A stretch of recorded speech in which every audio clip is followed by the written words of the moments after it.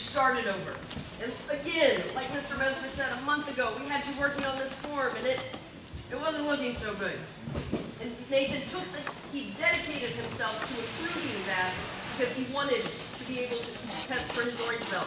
He actually came in and did privates with me on Sunday, which is a day that most people want nothing to do with martial arts, but he came up here and was working on that so that he could get his orange belt. I'm very proud of you today, sir. Excellent job.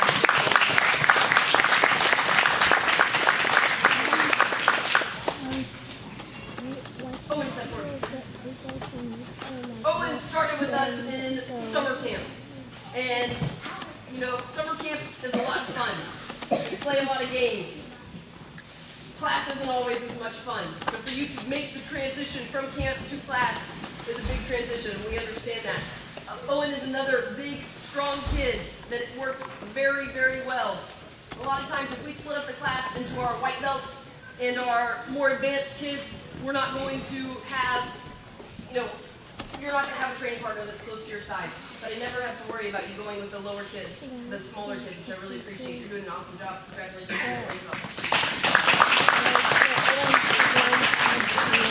Kate, step forward. Kate is another one that came from our Lion Cups program, which is, you know, in the Lion Cups, the 5 and 6-year-olds, they do not spar, they do not really grapple. And so it's a big change when they come up to this class. Kate also started doing some wrestling over at Dallas Dynamite. He has really worked hard and done a lot to improve. Congratulations on your orange belt.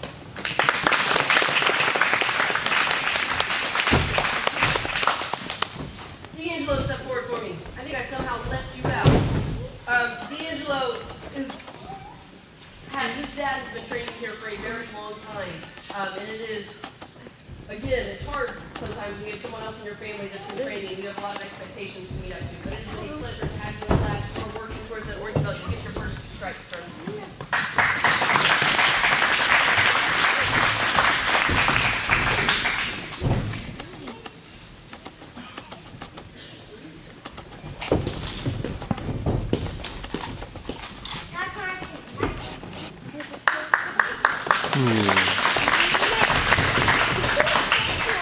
Nick trains more than most of our adults, more than our professional fighters. More than our professional fighters, that is a good way to put it. Nick will come in and do both kids' classes. Then he will stay and do one adult class. He might even do a private after that. Sometimes he will do both kids' classes and stay and do 2 adult classes. If there is a day that goes by and we don't see Nick, we notice. Nick was actually sick. He got really sick, had pneumonia, was on having to go through breathing treatments, and was missing training. And we all noticed immediately because he's always here. And he asked his dad if he could come to the gym. He was feeling better, the fever was gone. He said, Dad, I want to go back to martial arts. Can I go train? And Dad said, okay, I'll tell you what. If you can do 5 jumping jacks without coughing, then you can go back to training. He did 2 jumping jacks and he started coughing. So Dad wouldn't let him come. But even that was how sick he was, and he still wanted to come in here. You're doing an excellent job. Congratulations on your green belt.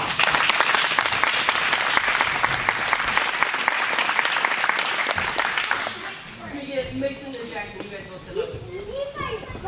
We are going to add some adult martial arts classes, and I'm looking forward to having you guys in those. I know you are getting big and strong for the kids' class. You are ones that I never have to question going with the younger kids and the smaller kids. You always show incredible control with them. Now I want to see you step up your training and get challenged a little bit more. These guys also come in and do a lot of private training. They work with Mr. Jackson, which is not always a fun task. And most of our professionals don't even want to do that. Most of our adults don't want to do that. And I watch you guys up there in the cage with him, getting your nose bloody, getting knocked around, and I do not envy you. But you guys have been doing an incredible job. Congratulations on your blue belt. Let me explain something real quick, though. Training with Mr. Jackson and about how tough that can be. Back in my wilder days, I had a guy that used to come up. He witnessed me facing off against 8 guys, and I talked enough tough talk that I backed him down. And he comes up and he goes, "Man, you're the bravest guy I know."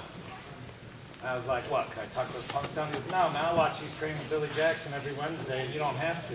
That's the bravest or stupidest thing I've ever seen. So that's how that can be. Speaking of, real quick, I just want to know that we have some of our black folks that should have. Mr. Jackson, would you raise your hand, please? This is Mr. Billy Jackson, guys.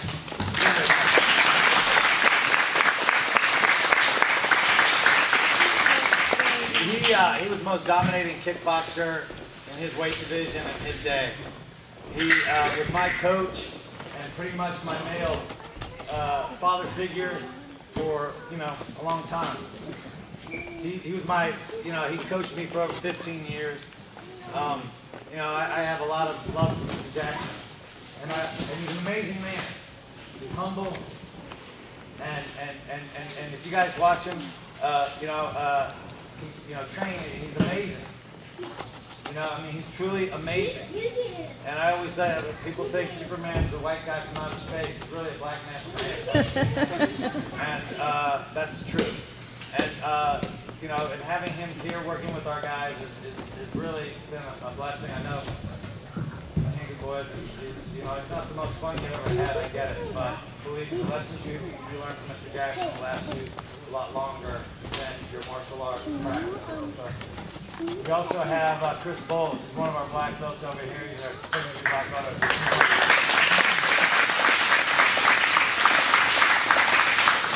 Chris is one of my black belts that I started with from beginner up. I would like to say beginner. He was actually an amazing wrestler when I met him. He was already, an amazing wrestler, and he was a very successful mixed martial arts competitor, while trying to balance being a dad and being an engineer and all these other tough things.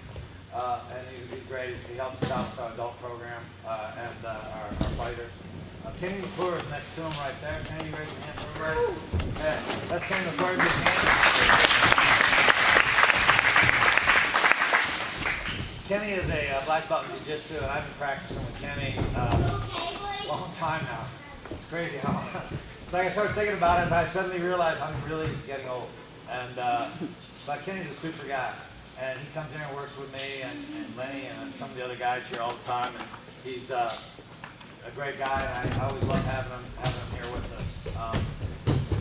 That is.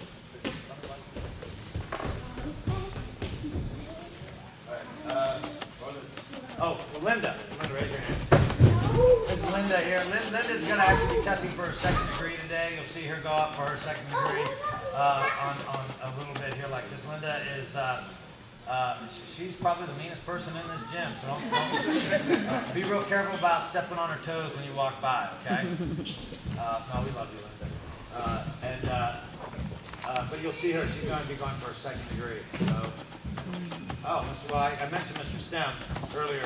Mr. Stem is, I hate using the term old school because we're actually getting old, but Mr. Stem is back in the old blood and guts days of karate.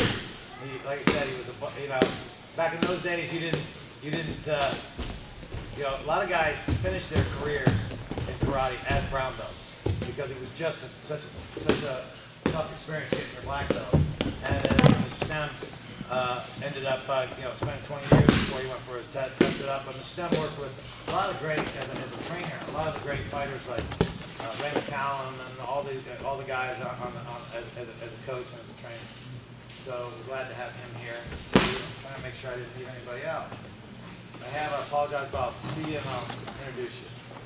Okay, let's finish up. Michael. Michael is not only an incredible athlete, but an incredibly gifted musician and student. He is a true Renaissance man, and it is a pleasure to have you in class. He is someone that everything he does very, very well, and it is a pleasure to promote you to your blue belt, sir. Good work.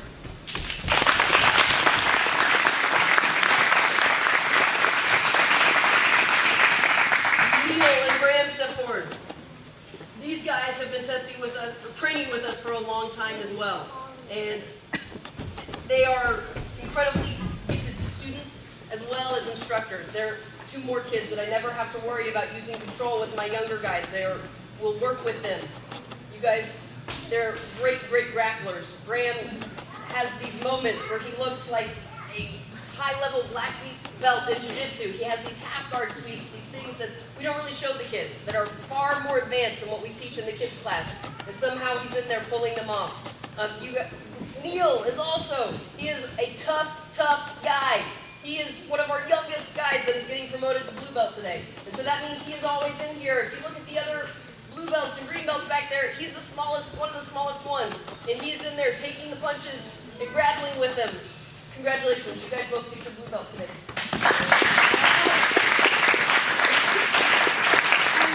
Niall is another one, he and Adam.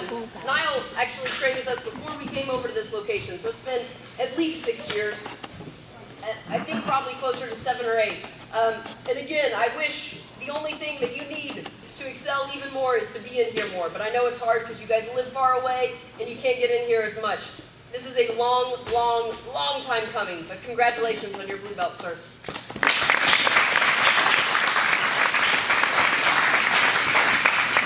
Sam is our final blue belt. Sam is probably one of the most gifted athletes we have in here. He is small for his age, but his size his heart is larger than any of him. He gets in there and again is one of the smaller guys and has no problem taking on the biggest ones in class. Your footwork is incredible. Your speed is incredible. The only thing that will limit you in martial arts is how far you decide to take it. You can do anything with this. Incredible job today, Sam.